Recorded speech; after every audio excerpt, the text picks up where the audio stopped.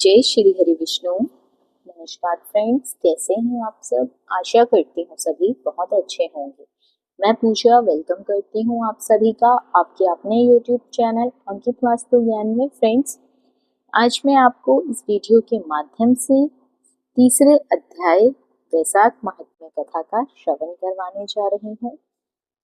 कथा को पूरा जरूर सुनिए ताकि आपको पुण्य फलों की प्राप्ति हो सके।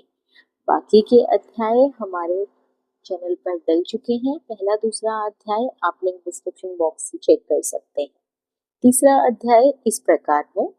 नारद जी बोले, हे राजन, जो मनुष्य वैशाख मास में श्रेष्ठ ब्राह्मण को तथा धूप से थके हुए ब्राह्मण को सुंदर श्रम नाशक पलंग शैया दान करे, वह उस पर उसे सुलाकर ठंडी ठंडी हवा करे, तो संपूर्ण धर्मों के साधन से उसका शरीर निरोगी कुंदन सा हो जाता है। सब प्रकार के ताप शांत हो जाते हैं और उस मनुष्य को उस अखंड पद की प्राप्ति होती है जो योगियों को भी दुर्लभ है। उसे संसार के जन्म मरण और वृद्धावस्था के कष्ट नहीं भोगने पड़ते हैं, क्योंकि ब्राह्मण के उस समय पलंग पर शयन करने के सुख के कारण उसके जीवन भर के जाने अनजाने में किए गए हुए पाप ऐसे ही नष्ट हो जाते हैं, जैसे अग्नि से जलकर कपूर नष्ट हो जाता है। अतः मनुष्य को इसी जन्म में सब सुख भोगने को मिल जाता है। कुल की वृद्धि होती है तथा आयु भी बड़ी होती है। निरोगता, यश और धैर्य मिलता है। उस धर्मात्मा के कुल में 100 पीढ़ी तक कोई अधर्मी नहीं होता। जो वेदपाठी ब्राह्मण को तकिया देता है, उसके पाप नष्ट हो जाते हैं। अंत में ब्रह्म पद प्राप्त होता है। इसके बिना दिए मनुष्य सुख पूर्वक निद्रा नहीं कर सकता। इसके आश्रय भूत होकर वह पृथ्वी का राज्य भोगता है। हे राजा अम्बरीश, वह मनुष्य 7 जन्म तक सदा सुखी भोगी धर्मपरायण और विजयी होता है, फिर अपने 7 कुल समेत मुक्त हो जाता है। जो मनुष्य वैशाख मास में चटाई अथवा किसी प्रकार के आसन या फिर कंबल का दान करता है, वह सभी तरह के बंधनों से मुक्त हो जाता है। जिस प्रकार शेष साई विष्णु भगवान स्वयं विराजते हैं। जैसे जल में पड़ी हुई ऊन नहीं भीगती, वैसे ही संसारी जीव संसार के बंधन को प्राप्त नहीं होते।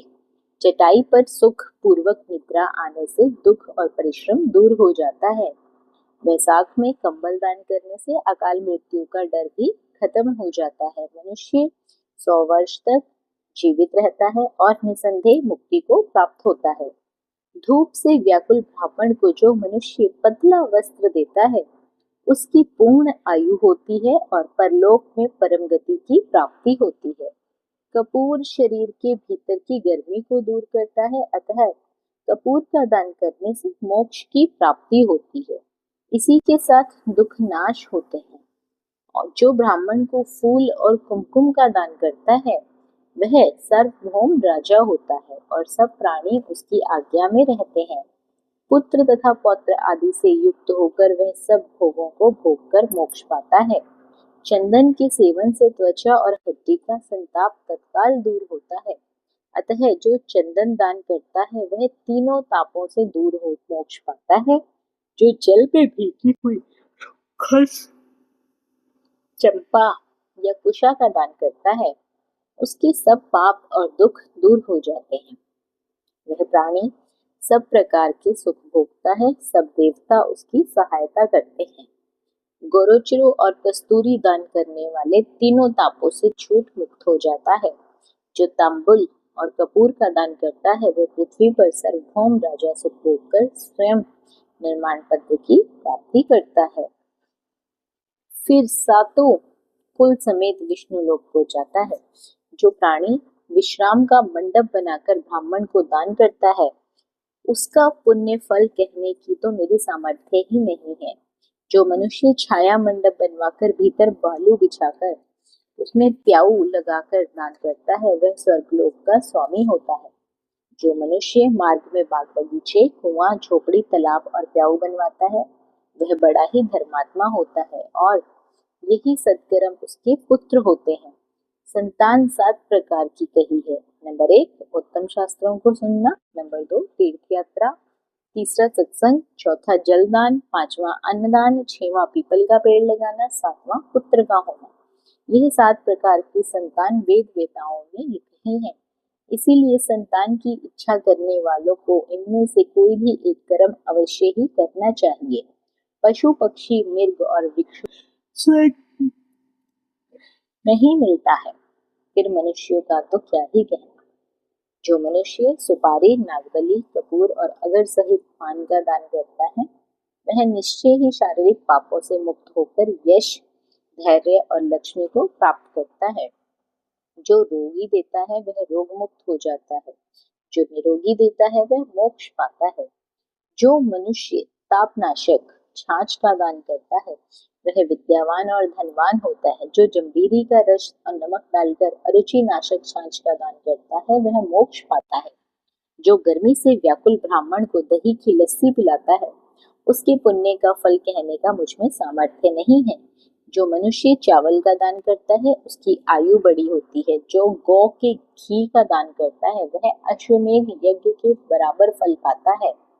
जो मेष की संक्रांति में ककड़ी और गुड़ का दान करता है, वह सब पापों से छूट श्वेत दूत को जाता है। जो दिन के ताप को शांति के लिए ईख दान करता है, उसका अनंत पुण्य होता है। जो सायंकाल में श्रम की शांति के लिए पत्नी का तथा फल का दान करता है, उसके पितरों को निश्चय ही सुधा पान मिलता है और वह सब पापों से छूट विष्णु की संयुक्तता पाता है।